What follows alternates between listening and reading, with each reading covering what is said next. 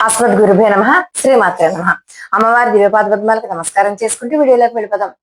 మనం తరచూ గొడవలు పడుతూ ఉంటాం భార్యాభర్తలు. సామాన్యంగా ప్రతి ఇంట్లోనూ జరిగేదే. కానీ మీరు అబ్జర్వ్ చేయండి, చాలా తక్కువ మంది మాత్రం చాలా అన్యోన్యంగా ఉంటారు.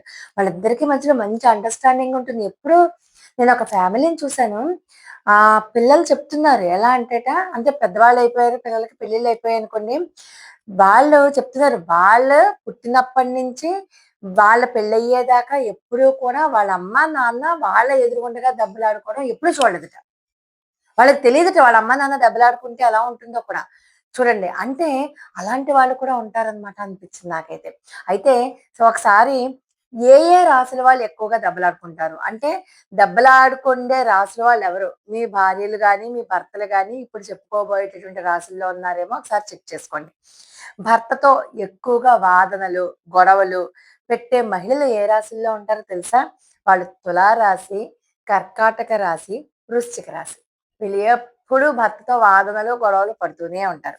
ఇక భర్త మాటకు ఎదురు చెప్పేటటువంటి మహిళలు ఎవరుంటారో తెలుసా?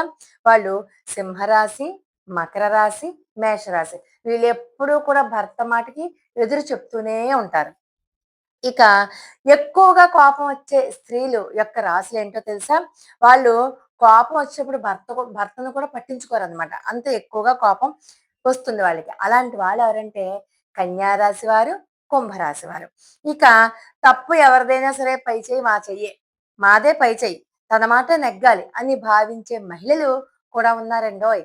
సామాన్యంగా మనం వాళ్ళనే చూస్తాం. తప్పు వాళ్ళలోనే పెట్టుకున్నా కూడా తన మాటే నెగ్గాలి అని కోరుకునేటటువంటి మహిళలు ఎవరంటే మిథున రాశి వారు, మీన రాశి వారు, తులారాశి వారు.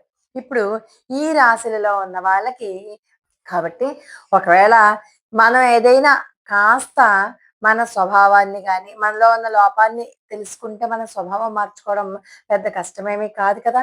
మన స్వభావాన్ని మార్చుకునే దిశగా ఈ రోజు నుంచి మనం అడుగులు వేద్దాం. లోకా సమస్త సుఖినో భవంతు. మరొక అద్భుతమైన వీడియోతో మళ్ళీ కలుసుకుందాం.